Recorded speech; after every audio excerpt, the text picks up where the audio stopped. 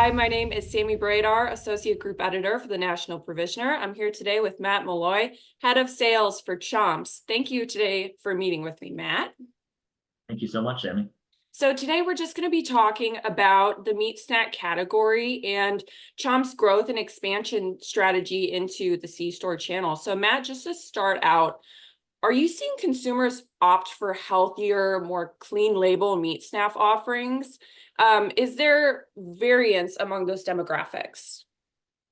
Yes. So I think the real answer is people are looking for better options across the board. And snacking, as it's grown so much, almost 60% of the US population snacks at least twice a day. When you think about that, it's wild. We are a really healthy protein-based snack that just happens to also be meat forward, right? We are a meat snack, but really a protein snack and an on-the-go snack when you think about high nutrition credentials. So we're 10 plus grams of protein. We have zero sugar. We're under 100 calories. It's really exciting when you think about that type of quality of snack. So when you think about that quality of snack, the demographic that's looking for something that satiates, that holds them over, but doesn't ruin their day, we fit really nicely with a meat snack and an on-the-go snacking, but we're a little different than other meat snacks. So other meat snacks, high in sugar, high in calories, bunch of different flavor varieties and different things, not nearly as clean. So what we've seen is we've brought a really unique new shopper into the meat snack category. The traditional meat snacker is, you think about male-based usually, as they're looking just to snack mindlessly a little bit, don't care as much about sugar content, calorie content. When you think of food as fuel, that's kind of the demographic that we've brought in. It's much more female focused, much more full family when you think about it. So mom feels really good giving it to dad, to the kid, to the rest of the family. And when you think about that really nice kind of fill-in trip between breakfast and lunch, it's a fun place to talk about on the go and how COVID changed on the go. People didn't really stop. They didn't get less busy. They just got busy differently, right? You didn't spend as much time in cars, but Zoom meeting to Zoom meeting is still a very real thing. You didn't get that much time back in your day. You just got it in one place versus being in several other places. As we've come out of COVID, though, that's kind of carried on through as well. People got really comfortable with trying to get a little bit healthier, focused on a healthy lifestyle. How do I not do as many of the bad things, especially as I get moving again and the world kind of comes back to normal. Yeah, definitely. Thank you for all those great insights. And, in this economic environment, we see consumers really struggling with high price points. So how are you seeing consumers deal with inflationary pressures and managing that need for clean label meat snacks as well? Yeah, it's really a great question. I think it, financials are so individual, right? And what we really try to talk about is value versus optimal, absolute price point. So there's a value attributed to every single price point. So whereas Chomps may be we are a premium brand, grass-fed, grass-finished, zero sugar, rotation grazing. We do a ton of things to make the highest quality snack product we possibly can. That is a bit more expensive. But when you start laying out the value equation on what that value looks like versus a protein snacking alternative. So take a bar category, a protein bar, a performance bar, you take that against performance drinks, some of these other things. There's a lot of value in a really high quality protein based snack that's meat based for us, right? So when you look at it from an absolute price point, why it might be a little bit higher than a commodity beef or commodity stick in the traditional meat snacking space, we're really a pretty high value when you think about the quality that we have for the protein delivery and in the need state of snacking. We actually add a ton of value to it. Consumers have responded in a very real way where people are willing to spend a little bit more money for high quality food. We talk about this a lot of times is Chomps never manufactured something out of the product. We just started with nothing in it. It's as close to real food as you could possibly get in a processed food. It's meat with some seasonings. and then a seal on it, right?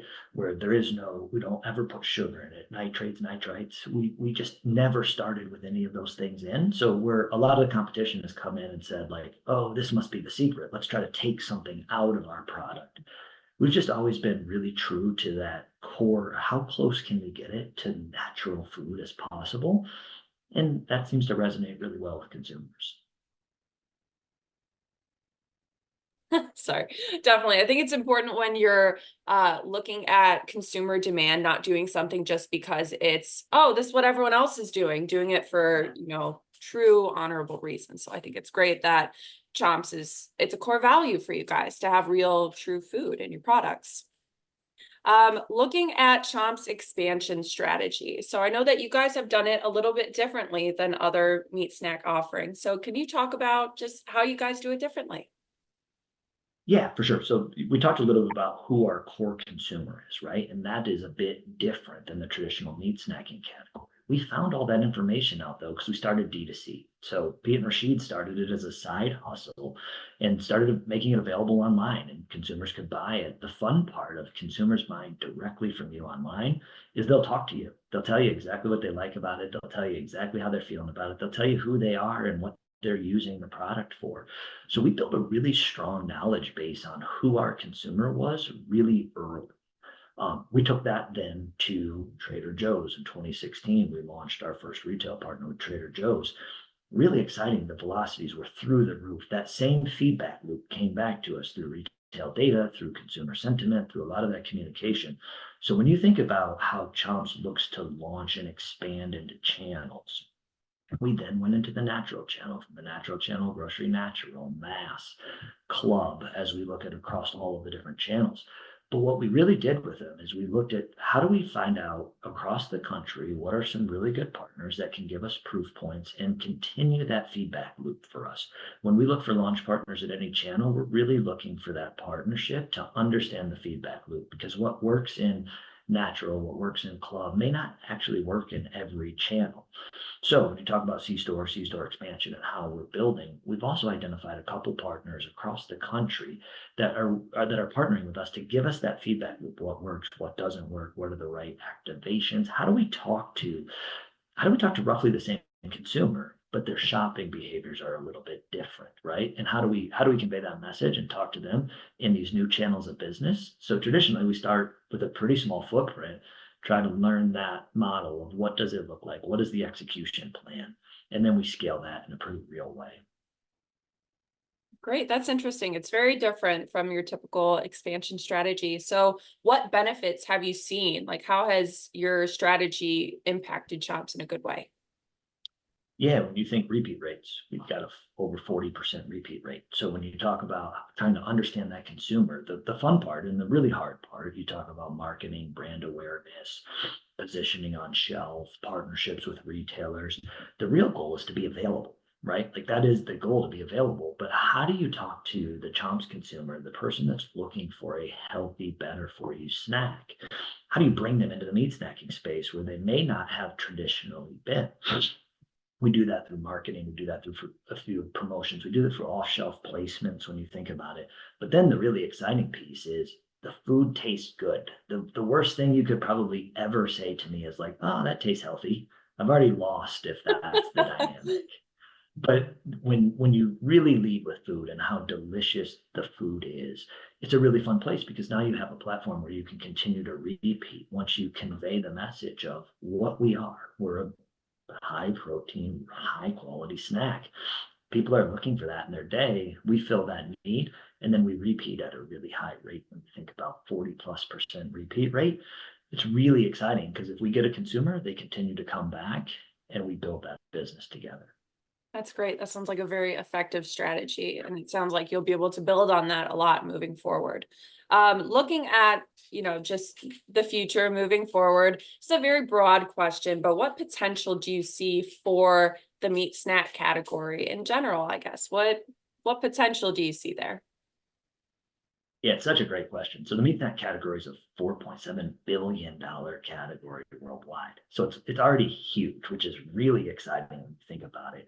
But I think when you really think about where meat snacking is, it's really high protein snacking when you think about it. And then you tier into quality and form and function. How do you push onto that really high quality snacking environment? When you think about what's core to Chomps is we are going to be the highest quality. We are going to focus on the animal welfare. We are going to focus on regenerative agriculture. We're going to focus on no sugar in our product. We're going to focus on being free of the 9 most common allergens, right? Those are all just table stakes for what we're doing. But does that live across different functions and different places in the store? How do you take this really dynamic category that's shifting from jerky to sticks? How do we continue that push for consumers and meet new need states? There's going to be innovation in our category. It's coming for us. And the exciting part for us is we've got a really cool innovation roadmap. We're still focused on the core business. We have so much opportunity in front of us with what we're doing right now. But when you think about getting ready for where that consumer sentiment is coming, we're doing a lot of research and a lot of conversations with our consumers. And they're helping steer, hey, these are the things we're looking for. Here's what we want to see in the market. So I think there's still a lot of movement and a lot of innovation coming into our category in the next 5 years. Definitely, definitely. Every year we see meat snacks getting more and more popular. So I'm not concerned about the meat snack category at all. It definitely is set for a lot of growth. Do you have any expansion or new product plans in the pipeline that you'd like to share with the Provisioner audience? Totally fine. If not, I get that, there's rules, but if you have anything that you'd like to share, we'd love to hear. So the short answer is I'd love to share everything. The long Okay. answer is I can't quite. So just when you think about Chomps though, think about look, we are still focused on our core innovation and our core products when you think about it. So one of our most successful innovations isn't all that innovative when you think about it. We took our single sticks and we put it into an 8 count pack. So where you were buying 2 or 3 or 4 or 5 sticks at one time, we made a convenient pantry. That product has just absolutely accelerated in market in a really fun way.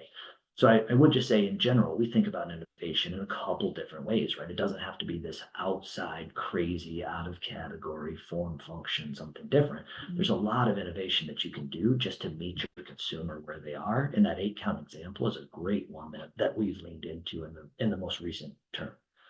Yeah, absolutely. Consumers want value-added products. So if they have that added convenience, that's definitely something that they're going to opt for in the grocery aisle. So just lastly, is there any meat snack or brand related insights that you'd like to share lastly with the Provisioner audience? No, not really. Just thank you for anybody reading this that's a Chomps fan already. Thank you so much. We work really hard to earn that opportunity to be part of your family and part of your life, and we couldn't appreciate the support anymore. If you haven't tried Chomps yet, available in over 20,000 retail locations. We have a store locator online if you're struggling, or just pop into your local store and maybe peruse the jerky section if you haven't looked there before, but you're looking for a high quality protein snack. We are in the meat snack section. Absolutely. Well, Matt, thank you so much for your time today. I really appreciate it. Thank you, Sammy. All right. And thank you for listening. My name is Sammy Bradar, Associate Group Editor for the National Provisioner, speaking today with the Chomps Head of Sales, Matt Malloy. Thanks for watching.